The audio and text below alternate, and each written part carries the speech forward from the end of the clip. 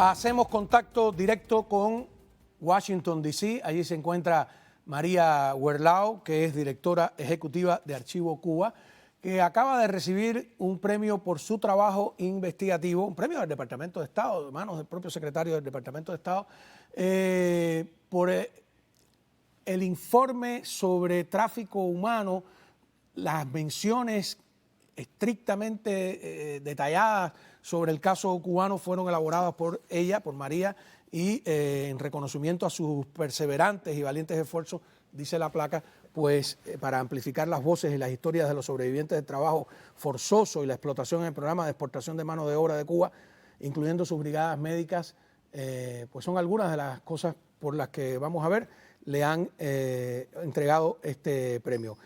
María, buenas noches, bienvenida. Gracias, saludos a todos. Perdón que la imagen no está muy clara, pero estamos en un hotel en Washington, así que se hace lo posible. Qué bien. ¿El premio fue hoy mismo? Esta mañana. Y estaba la información, no, era un secreto hasta que lo anunció la oficina del secretario de Estado esta mañana. Así que no podíamos decir nada al respecto, pero yo lo supe hace varias semanas. Vamos a escuchar a la embajadora del Departamento de Estado mencionando a Cuba en el informe sobre tráfico humano que tú has ayudado a elaborar. Adelante. Beyond digital technology, this year's report highlights themes including balancing prosecution, prevention, and victim protection priorities in the criminal justice system, the intersection between forced marriage and human trafficking, and forced labor in Cuba's labor export program. Unfortunately, some governments are part of the problem. This year, the Secretary determined 13 countries exhibited a policy or pattern of trafficking. Belarus rejoined this list, and Sudan was newly added to the list, while several other governments, including Cuba, the PRC, and Russia, remained on the list from previous years. Era Cindy Dyer, como digo, la embajadora del Departamento de Estado. Bueno, tú estabas allí en ese momento, ¿no, María? Sí, por supuesto. El Departamento de Estado escoge anualmente a 8 a 10 personas del mundo entero para destacar el trabajo en este tema. Y tuve el honor este año de ser una de esas personas escogidas.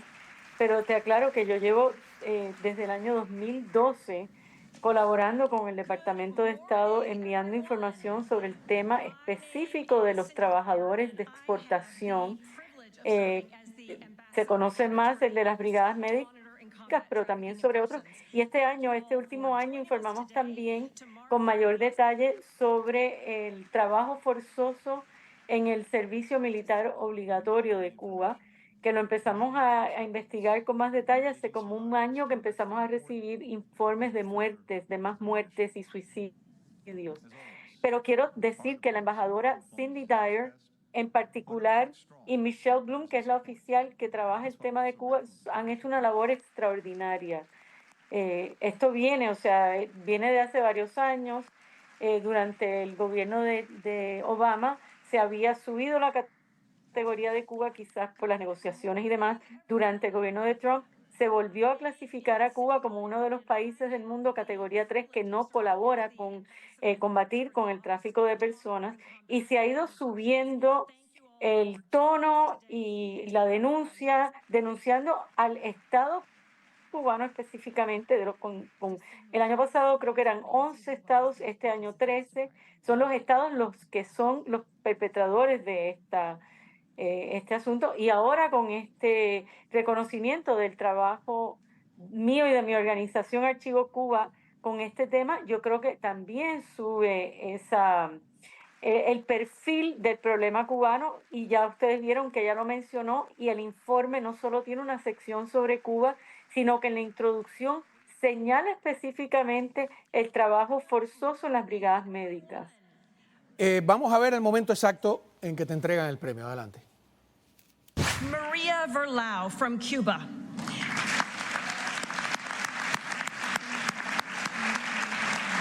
In recognition of her persistent and courageous efforts to amplify the voices and stories of survivors of forced labor and exploitation in Cuba's labor export program, including its medical brigades.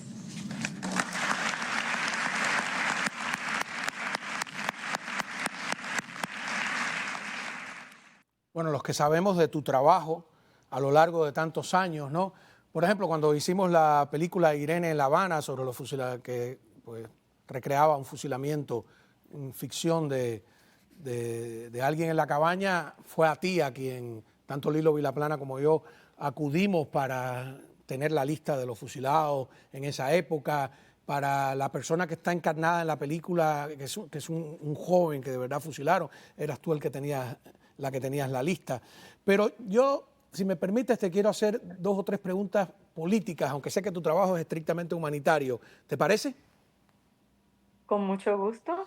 A ver, el primero, en esta administración que ha dado señales equívocas, a veces que parecen de acercamiento al régimen castrista, ¿es esta una señal de que se está acabando o que hay un sector que no está de acuerdo con esa luna de miel que plantean con el régimen? ¿Cómo interpretamos este premio que te han dado? Bueno, a mí me parece, y esto ya estoy dando una opinión, no me consta, ¿no? Pero yo he observado el trabajo de esta oficina y de esta embajadora y de los que vinieron antes de ellos, como te digo, hace 12 años que estoy en esta lucha específicamente para informar al Departamento de Estado con rigor. Y en realidad yo creo que la embajadora Cindy Dyer ha hecho una diferencia. Y no solo eso, la información tan contundente que ha habido sobre las brigadas médicas cubanas y los abusos, especialmente a raíz de las deserciones de miles de médicos en Venezuela y Brasil, y especialmente en Brasil, donde una prensa libre comenzó a cubrir el tema desde una perspectiva que no se tiende a dar. Y yo creo que eso ayudó mucho a que también los médicos empezaran a dar sus testimonios. Cuando yo empecé este trabajo en el año 2010, que hice la primera publicación y que por primera vez publicó un editorial en el Wall Street Journal diciendo, señores, esto es trata de personas, según el derecho internacional, la mayoría de los médicos que yo entrevistaba me pedían que por favor lo hiciera de forma anónima, no podía dar sus nombres, en muchos casos ni el lugar donde habían estado. Y yo fui acumulando testimonios. Con el tiempo se ha dado un destape de este tema. Luego se sumaron las voces de miembros del Congreso y otros que han apoyado este tema, que se han sumado a esto, pero yo creo que Cindy Dyer en especial, la embajadora y su gente tiene un mérito que son de verdad, ¿cómo se dice? Civil servants, son servidores públicos, profesionales de su trabajo, comprometidos con los derechos humanos, donde en realidad la política pasa a jugar un rol quizás no secundario, pero quizás menos importantes que en otros momentos. O sea, no hay forma de argumentar como se hizo durante el periodo de Obama o de que alguna gente decía que esto eran voluntarios y demás. La evidencia era demasiado contundente. Y la embajadora Dyer, ella es abogada, ella abogó por las víctimas, ella viene de una ONG, ella tiene un compromiso real y además visitó Miami y le organizamos un encuentro con médicos donde ella oyó de boca propia de 6 médicos cubanos sus experiencias en distintos momentos del tiempo, en distintos países. Entonces es muy difícil que ya este tema lo puedan echar a un lado, a callarlo o por razones políticas no darle la importancia que tiene. Sí, claro, ahí estábamos viendo en las imágenes que acompañan tu declaración, pues los médicos con la foto de Fidel, que demuestra la politización de estas brigadas médicas. Pero es importante porque durante años ellos han vendido estas misiones médicas como un acto de bondad, de solidaridad por parte de Cuba, que los médicos van a los lugares donde los propios médicos nacionales no se atreven, etcétera, cuando es en realidad un caso de explotación y de trata de personas. Es poner en su lugar una propaganda que ha durado ya demasiado tiempo, que además es una fuente de ingresos enorme por parte del régimen. Cuando regresemos, yo quiero, te puedo adelantar la pregunta. Los regímenes incluidos en listas creadas por los Estados Unidos hacen dos réplicas fundamentales. Una, que quién es Estados Unidos para hacer las listas y ellos a su vez hacen su lista donde incluyen a Estados Unidos como violadora de derechos, etcétera, etcétera. ¿Cómo responder a esa respuesta? Y hablemos también del trabajo infantil en Cuba y la justificación del régimen. Volvemos.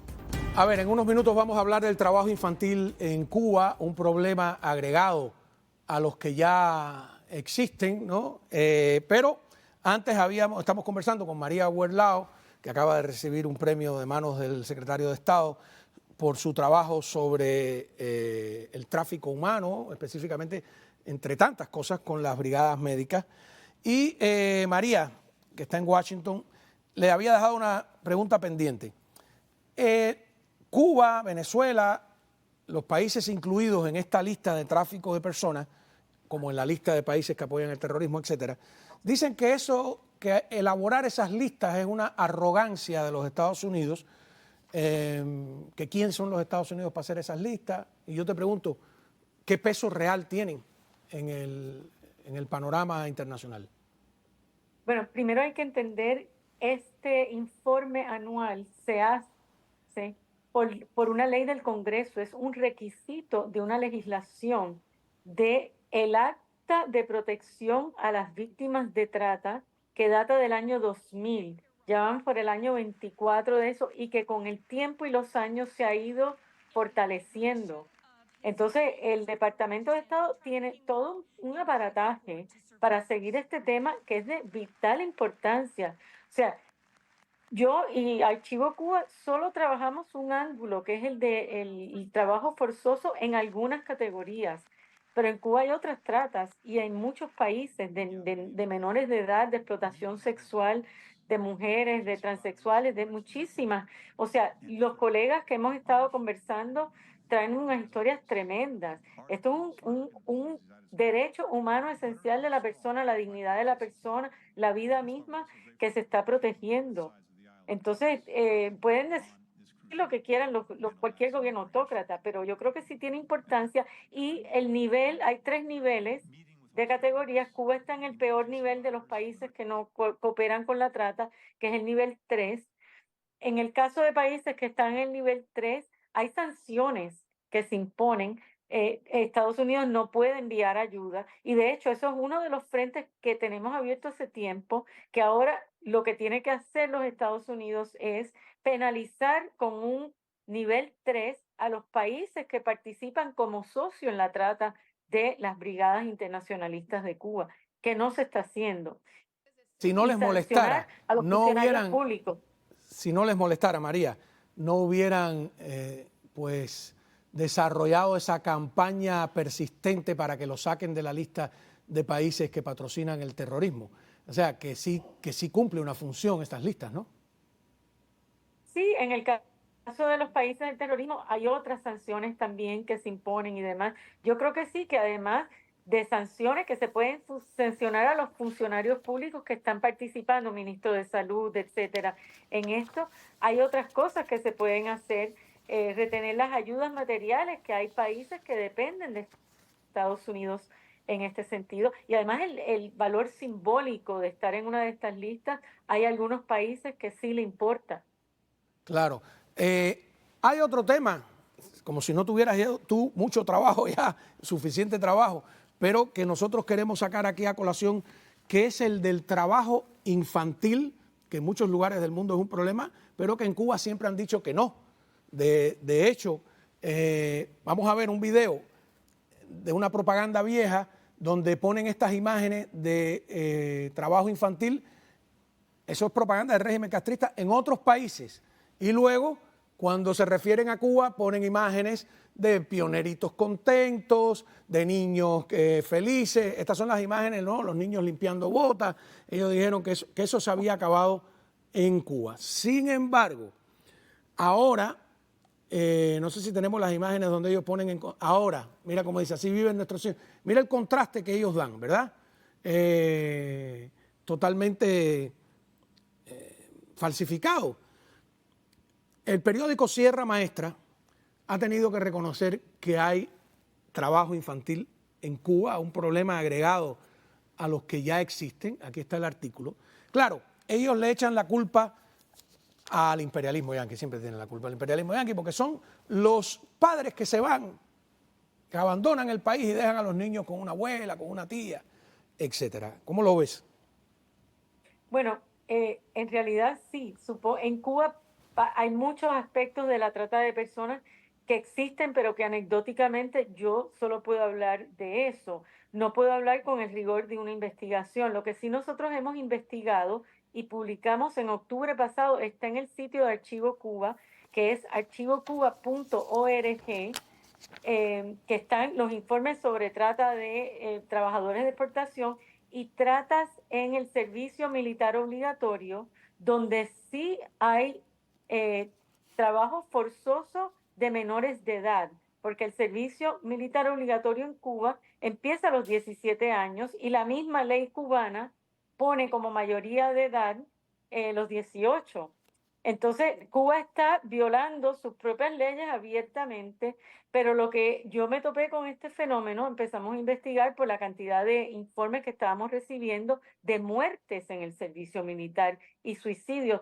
Cuando hago una investigación profunda, me doy cuenta que es un aparato gigante de trabajo forzoso bajo unas condiciones terribles. Y mucho de lo que se produce en Cuba en estos trabajos del servicio militar es para exportación, no es solo para usarlos localmente, sino son productos que se están exportando, incluyendo el marabú.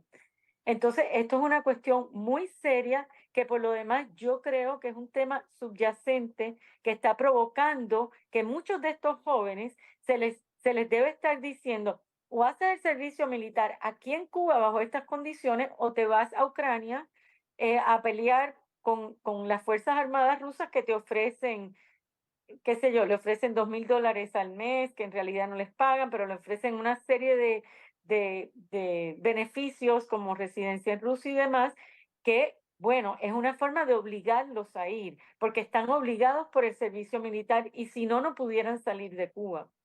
Ahora, otro tema. El tráfico, porque hay una diferencia entre trata y tráfico, que eso lo hemos conversado en otras ocasiones.